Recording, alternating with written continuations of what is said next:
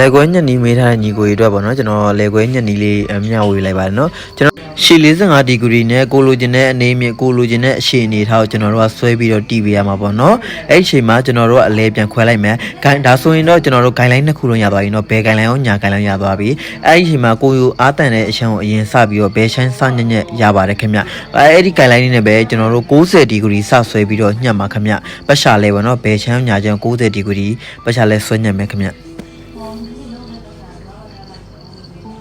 ကျွန်တော်တို့ညတဲ့ရှိမှာကျွန်တော်ကတင်အငယ်သုံးထားတော့ကတင်အငယ်ကတော့90ပဲဖြစ်ပါတယ်ခင်ဗျ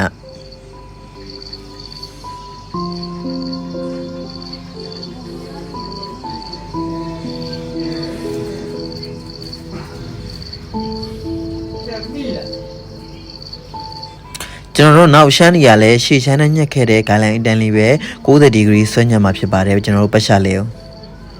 ဒါကတော့ကျွန်တော်တို့ကဆနာ60ဒီဂရီဆွဲညက်ခဲ့တဲ့ဥစ္စာကို135ဒီဂရီထက်ညက်ပေးမှာဖြစ်ပါတယ်ခင်ဗျာ135ဒီဂရီညက်တဲ့ချိန်ညရင်60ရဲ့ guideline အပေါ်မှာပိုထွက်နေတဲ့ဟာကိုပဲညက်ရမှာခင်ဗျာကျွန်တော်အတူဆုံး guideline နဲ့စညက်လိုက်ပြီဆိုရင်ကျွန်တော်တို့က45ဒီဂရီညက်ထားတဲ့အတူတူဖြစ်သွားမှာပဲ